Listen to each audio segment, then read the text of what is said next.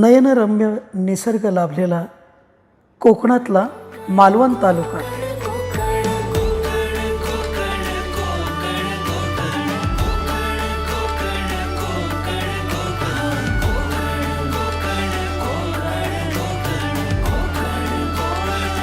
या तालुक्यातलं खालची देवळी हे गाव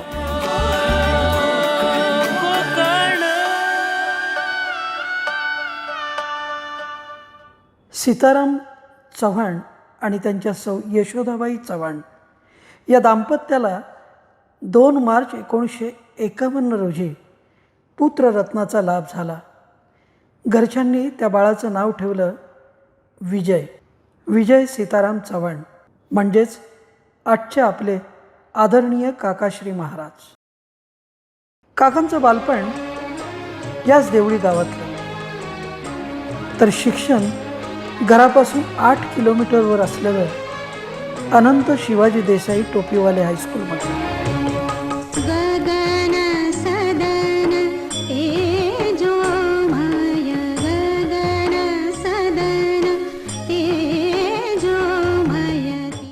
जुनी मॅट्रिक अर्थात 11वी पर्यंतचं शिक्षण गावाकडे करून काका मग मुंबईत दाखल झाले. मुंबईत ते लालबागला राहू लागले. तिथूनच मग त्यांनी आपलं पुढचं तंत्रशिक्षण देखील पूर्ण केलं.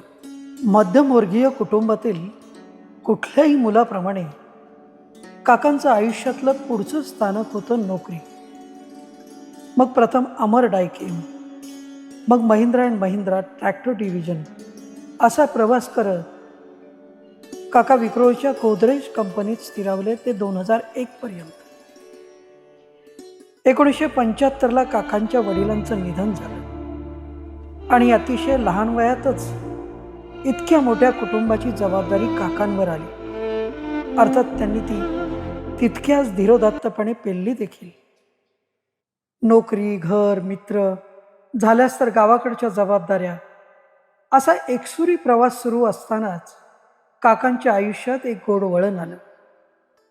त्यांच्याच परिचयातल्या कबरेबाईंच्या मध्यस्थीने पूर्वाश्रमीच्या वासंती परब यांनी काकांच्या आयुष्यात प्रवेश केला आणि 26 डिसेंबर 1980ला ही दोघं आयुष्यभरासाठी परस्परांचे झाले. माझ्या मनी प्रियाची, माझ्या मनी प्रियाची मी तार छेडते, संसार मांडते मी, संसार मांडते, संसार मांडते मी. माझ्या मनी प्रियाची, माझ्या मनी प्रियाची मी तार छेडते, संसार मांडते मी, संसार मांडते, संसार मांडते मी. काकांचा इथपर्यंतचा प्रवास अगदी टिपिकल मध्यमवर्गीय माणसाप्रमाणे नोकरी, लग्न, संसार, गावाकडच्या जबाबदाऱ्या या पारंपरिक वर्तुळाच्या परिघातच सुरू होता. आणि मग 1985च्या सुमारास एक विलक्षण तेजपुंज, उच्च शिक्षित, आध्यात्मिक व्यक्तिमत्व त्यांच्या आयुष्यात आले. ते व्यक्तिमत्व म्हणजे अगदी देशाच्या पंतप्रधान संरक्षण मंत्र्यापासून ते देशाविदेशातील उच्च पदस्थांपर्यंत ज्यांचा सल्ला मार्गदर्शन घ्यायचे ते IRS, IAS पदवी प्राप्त श्रीमान भानुदासजी वामन गावडे, अर्थात आपली सगळ्यांची सद्गुरू भाऊमाऊली. खरं तर सद्गुरू वामनराव पै यांच्या जीवन विद्या मिशन कार्यक्रमाच्या निमित्तानं काकांना भाऊ भेटले आणि इथंच काकांना भाऊंचा परिस्पर्श लाभला. भाऊंच्या सानिध्यात काकांचं अख्खं जीवन पौर्णिमेच्या चांदण्याप्रमाणे उजळून निघालं. काकांच्या विचारांनीच नव्हे तर दैनंदिनीने सुद्धा कूच बदलली. एका नव्या आध्यात्मिक पर्वाला सुरुवात झाली. भाऊंच्या सहवासात आध्यात्मिक ज्ञानाने काकांची ओंजळ भरू लागली. आणि इथंच श्रुत विजय सीताराम चव्हाण, मुक्काम पोस्ट लालबाग ते सद्गुरू श्री काकाश्री महाराज या प्रवासाला खऱ्या अर्थानं सुरुवात झाली. आता दोघांनी दत्तभक्तीच्या प्रसारात स्वतःला झोकून दिलं होतं. भाऊंच्या अथक प्रयत्नांनी साकारलेले भानुदास प्रतिष्ठान गाणगापूर मठ, नृसिंहवाडी मठ, वाशिम मठ एव्हाना आध्यात्मिक आनंद देणारी श्रद्धेची केंद्र झाली होती. शिष्य परिवार त्या भक्तिरसात न्हावून निघत होता आणि भाऊंचं दत्त भक्ती प्रसाराचं स्वप्न काकांच्या सोबतीनं वास्तवात साकारलं जात होतं. सगळं कसं अगदी मनासारखं आणि सुरळीत चाललं होतं. पण नियतीच्या मनात काहीतरी वेगळंच होतं. 29 नोव्हेंबर 2004 त्या 29 नोव्हेंबरच्या उत्तर रात्री 2:30 वाजण्याच्या सुमारास अचानक आलेल्या दूरध्वनींनी अख्खा शिष्य परिवार अस्वस्थ झाला. देव चोरला माझा, देव चोरला माझा, देव चोरला माझा, देव चोरला. सगळ्यांची सावली भाऊ माऊली अनपेक्षितपणे जगाचा निरोप घेऊन निघून गेली. काकांसकट अवघा शिष्य परिवार पोरका झाला. भाऊ गेले, भाऊ महाराज गेले, सकलांची भाऊ माऊली अनंतात विलीन झाली.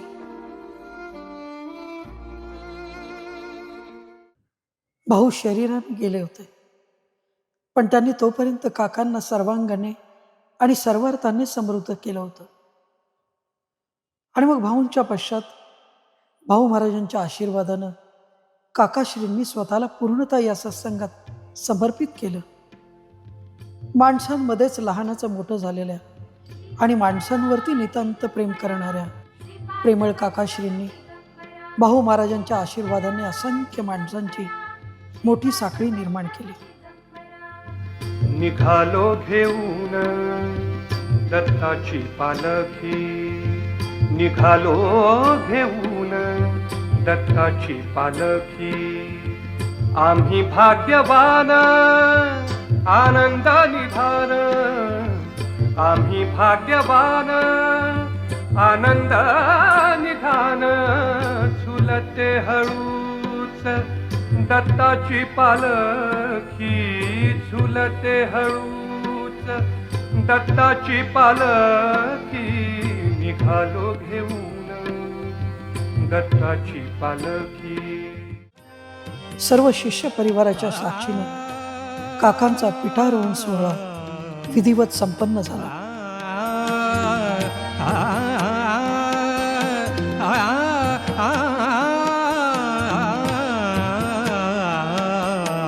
ब्रह्मा विष्णू त्रिनयन तिन्ही रूपे एकची जाण. आणि काका त्या अर्थाने या सत्संगाचे, या कुटुंबाचे कुटुंब प्रमुख झाले. आणि मग याच सुमारास म्हणजे 2006 साली कोकणात कुडाळ येथे काकाश्रींनी आणखी एका नव्या मठाची मुहूर्तमेढ रोवली. हळूहळू कुडाळ मठ उत्तम रीतीने आकार घेऊ लागला.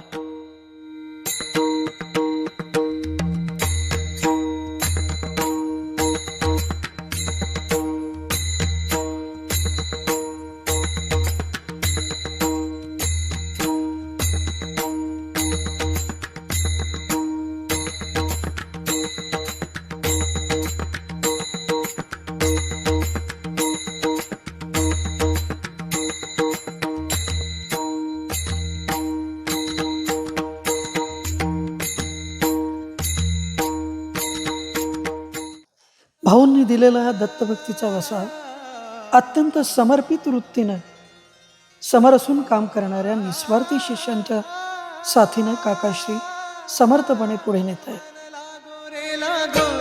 मन लागो रे लागो रे, मन लागो रे लागो रे, मन लागो रे लागो रे माझे गुरु भजनी.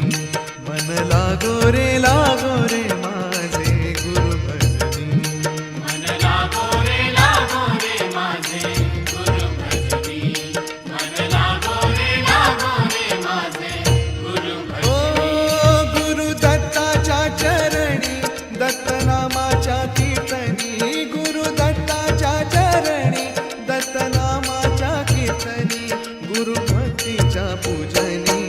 मन लागो रे माझे गुरु भजनी मन लागो रे माझे गुरु भजनी.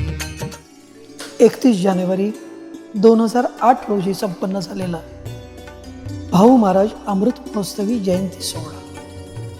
या सोहळ्याच्या निमित्ताने स्मृती तरंग हे भाऊंवरचं पुस्तक आणि भानुदास चरितामृत हा ग्रंथ प्रकाशित करण्यात आला. आणि जुलै 2011 मध्ये काकाश्रींच्याच उपस्थितीत बालचंद्र सेवा संघाचा रौप्य महोत्सवी सोहळा संपन्न झाला. आणि नित्य नियमाने श्री दत्त याग, साई सहस्त्रनाम याग, श्री दत्त पादुका पालखी परिक्रमा, नित्य आरती, नामस्मरण, भजन असे कितीतरी धार्मिक उपक्रम आणि कार्यक्रम काकाश्रींच्या मार्गदर्शनाखाली निरंतर अखंड सुरूच आहे.